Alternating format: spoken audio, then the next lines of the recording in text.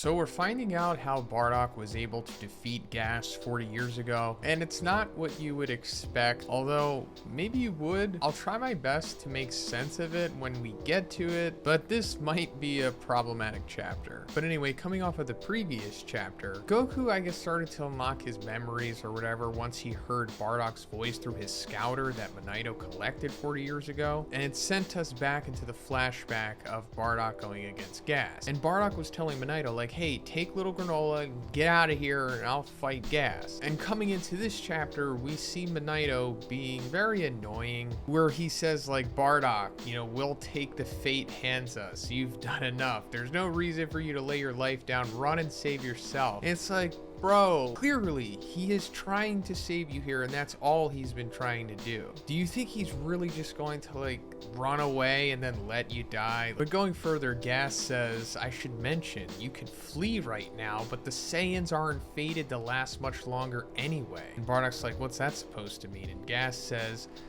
just something I heard from Elect. So I actually like this because I think this is either Toriyama or Toyotaro trying to come full circle with Bardock's character. Because in Dragon Ball Minus, which I'm pretty sure this whole arc, or at least a flashback of it, is trying to tie into, since we actually see glimpses of those panels of Bardock and Jean sending Goku to Earth. Now, of course, that also happens in the Broly movie, but originally happened in that Minus manga. But before he sends Goku away, Bardock kind of has this intuition that Frieza is going to do something nefarious to the Saiyans, as where no one else is the wiser of that. So instead of him just randomly thinking that, him being, kind of teased about it prior with Gas and later on, as we'll see with Elect, makes sense for him to feel the way that he did. So they go on to fight a little more, and it's kind of just further establishing that Gas is much stronger than Bardock, but Gas transforms a little and reveals his inner nature. We saw that the Heaters race were capable of this transformation a couple chapters back, but Gas at that point had gone like full-blown unhinged Broly form. But here we can see that they can kind of do this intermediate form where they don't fully lose control of themselves, but still get a power-up. And of course, he continues to beat down Bardock. But meanwhile, we see that Manito goes back to his Namekian house, and he has the 2 Cerulean Dragon Balls in there. And he says using the Dragon Balls for your own benefit is forbidden, but it should be okay if I help someone from another planet. And he summons the dragon, and his wish is to send Bardock back to his home planet. And it's like, bro, he already told you that he's not leaving. Like, why? But the dragon telepathically communicates with Bardock, telling him about Manito's request. And, as we guessed, he's obviously going to say no to this. But we're also finding out the Cerulean Dragon's name, Boranbo. I think this is the first time we're finding it out. And of course, this parallels to what had happened with Goku after the whole Frieza fight, when he told Porunga that, no, I'll come back later. So, like father, like son. But then Manito himself telepathically communicates with Bardock, and he's like, you showed moral fiber saving us back there, so that's more than enough. That's why I need you to live. Bardock is like, I'm not leaving this place until I've beaten Gas. Just stop. Then Manito's like, all right, fine. Is there another wish I could make for you? And Bardock's like, sure, I wish that my sons end up thriving. And then we see that a wish had taken place, and the 2 Cerulean Dragon Balls, like split up in the sky. And this is the classic, Dragon Ball secret wish. A well that they keep going back to, and keeps us intrigued but also kind of annoyed because it's like, just tell us what it is. So after the Dragon Balls split up, Manito says, yeah, he has the right idea. A wish is a way to create hope for the future.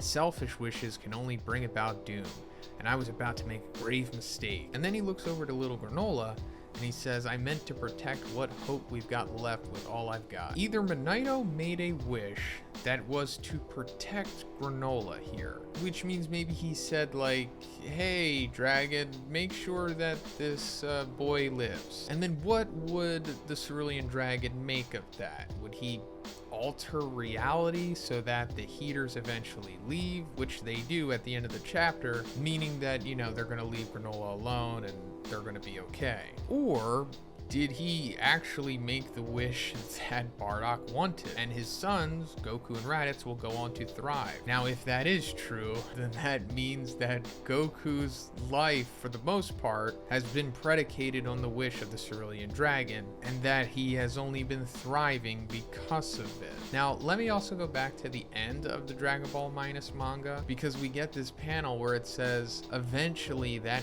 fated child grew up to become a fine man and would unknowingly face his nemesis Frieza. Now, like I said, it's possible that Toriyama and Toriotaro are trying to come full circle and tie into the continuity of Minus and make everything make sense. So it's possible that they're like either retconning this or making that fated line up with this. I don't want to put too much weight on that because that seems even a little too much for Dragon Ball. But I guess they kind of do go on to thrive. They grow up to be adults, wind up not dying on planet Vegeta after Frieza nukes it, and they both ultimately wind up dying at the same time against Piccolo. Goku getting wished back eventually, of course, but I just don't know with this. Now, another option for the wish is that he just makes Bardock more powerful, strong enough so that he's able to defeat Gas, because going further into the chapter, Gas is just beating him down, and it gets to the point of where he actually removes his tail, and I'll come back to that because maybe they're showing us that for a reason. But Gas winds up throwing this spear at Bardock, and then wouldn't you know it, Manito comes back and jumps in the way and takes the spear in his shoulder, defending Bardock. So the fact that he's just leaving Granola be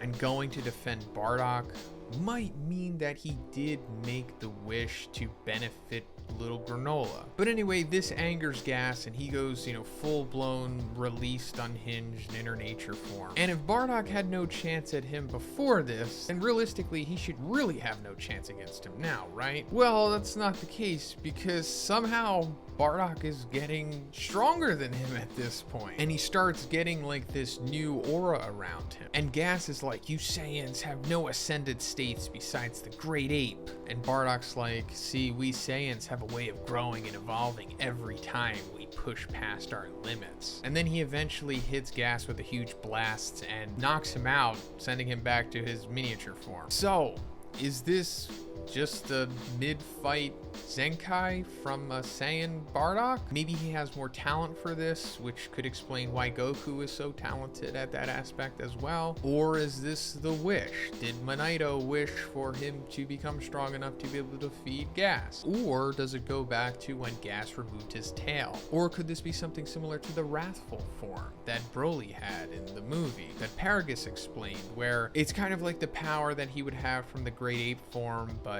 internalized in his base form, and it's like a 10 times multiplier or something. I mean, it could be that, but he's not displaying any kind of symptoms that Broly did. And the only thing that really makes me think that is, they showed us his tail being removed. So either that was just to establish that Bardock's not going to have that out of the Great Ape transformation, or he's instantly is able to tap into Wrathful without training it. But then again, since they're not even mentioning that at all, I don't really think they expect the reader to know that, maybe. So considering that the only exposition that we really got was, we Saiyans have a way of growing and evolving every time we push past our limits, I guess that's literally what is happening here. It's just a mid-fight Zenkai. So then Bardock collapses and Elec comes to pick up Gas. And Bardock's like, I thought you were loyal to Frieza. And Alec's like, well, when it comes to business, there's a hand you show and then there's a hand you don't show. Speaking of, your kind doesn't even know what Frieza is really planning, right? While you're in a daze playing catch-up, don't be surprised if a meteor drops on your head. And then he shoots him in the arm and he falls off a cliff. But like I said, going along with what Gas said earlier, this is just a nice way to come full circle with why Bardock was suspicious of Frieza in Dragon Ball Minus. And of course, which ultimately led him sending Goku off planet. Then Elec gets a call from Maki saying that Frieza's ship is incoming and he better get his butt over there. And then he's like, all right, I'll be there. And then he leaves with Gas. And then the chapter ends with Manito reconvening with Bardock. And then they realize, hey, they're both alive. And Manito says, you won the battle, Bardock. So it's